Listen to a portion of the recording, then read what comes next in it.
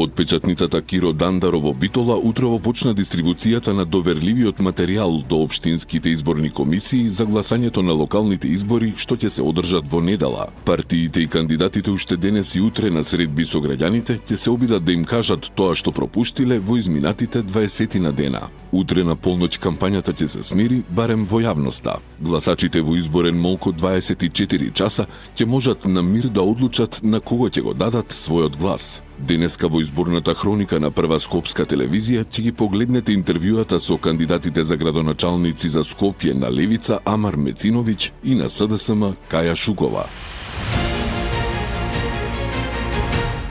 Денес ќе представиме еден од најважните инфраструктурни проекти за источниот дел на Скопје, изградбата на првата фаза на новиот булевар Хрватска.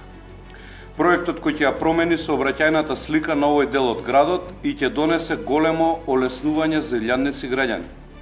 Сите знаеме колку е голем метежот во автокоманда, особено во утринските и попладневните часови, како место каде што се спојуваат општините Газибаба и Бутел, а низ кои секојдневно минуваат илјадници возачи во долги колони.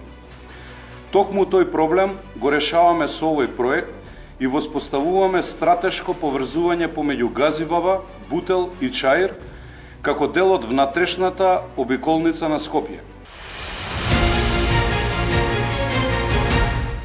Новиот генерален урбанистички план за Скопје. Овој пристап е основа на нашето планирање и се фокусира на клучни елементи: инклузивен раст, отпорна инфраструктура, достапни јавни простори, ефикасен транспорт и партиципативно планирање. Мојата стратешка определба за градот е јасна: да обезбедиме хумани услови за живење, одржливо користење на просторот, да ја зголемиме неговата вредност и да ја зајакнеме социјалната интеграција на сите жители. За развојот на стамбени подрачја и реката Вардар, со оглед на тоа што стамбеното домување зазема најголем процент од користењето на земјиштето, а реката Вардар е рбатот на развојот на градот, мораме да го решиме проблемот со неврамнотежената изградба.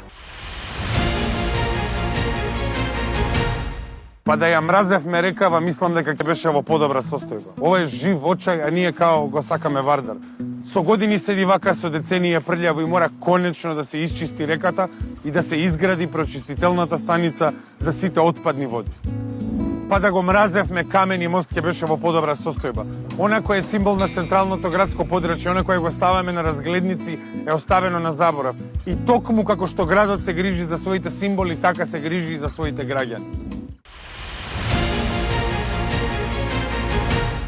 Овде сме во индустријската зона Визбегово, каде што овде работат исклучиво домашни бизнисмени и секако вработуваат наши граѓани. Кога станува збор за домашните бизнисмени и стопанственици, буквално не се заинтересирани никој. Погледнете каква е инфраструктурата. Руинирани улици и секако немаат јавен транспорт луѓето кои што треба да дојдат на работа, па се приморани сами да се сноѓаат како да дојдат овде и како да си заминат дома. Во нашата програма предвидуваме целосна реконструкција на улицата Стар Качанички пат. Карпош и убава општини, за тоа се заслужни плејада на карпошани на кои сме им благодарни низ историјата. Но тоа не е случај со последната општинска власт, која во својот мандат не стори ништо за општината, туку само лична корист. Во изминатите неколку недели се видов со многу од вас граѓаните. Посетив здруженија, експерти од сите области. Во Карпош ни дојдоа бројни министри од сите ресори и на основ на тие средби ја направив нашата програма. Училиште ќе има 24-часовно физичко обезбедување, затоа што безбедноста на децата не смее да зависи од буџетот на родителите. Децата заслужуваат дела, а не зборови. Ќе воведеме бесплатни едукативни и креативни работилници за екологија, технологија, развој на креативност и практични вештини, затоа што образованието не смее да биде луксус. Ќе поддржиме секое талентирано дете да го развива својот потенцијал. Младите се нашиот фокус. Во општина Центар имаме ангажирано практиканти кои своето прво искуство го стекнуваат различни општински сектори. Тие добиваат надоместок од 15.000 денари месечно, со што им помагаме во нивниот процес и разбор. И во вториот мандат предвидуваме проекти со кои го подобруваме квалитетот на живот. Продолжуваме со обуки, едукација и волонтерски ангажман за младите. Се наоѓаме на кејот на реката Вардар позади 3 бисери и ова нефункционално зелени кое што го гледаме, кое што во летниот период овде има трева неискосена и до 2 метри, планираме да го направиме функционално зелениво, да посадиме нови дрвореди и во нашата програма имаме проект за изградба на аеродромска чаршија. Овој проект предвидува изградба на пешачка зона со нова урбана опрема и мали комерцијални објекти. Сакам да зборувам за тоа како ќе го направиме Скопје Север место каде што сите ќе сакаме да живееме. Ќе обезбедиме финансиска подршка за енергетски ефикасни фасади и замена на покриви на згради за колективно домување, за подобар изглед и помала потрошувачка на енергија. Капни гаражи кај средното економско училиште и зад мини трговскиот центар во Скопје Север, повеќе простор, помал хаос. Местото каде што го поминав најубавиот дел од мојот живот, основното училиште Свети Климент Охридски, добива нова фасада.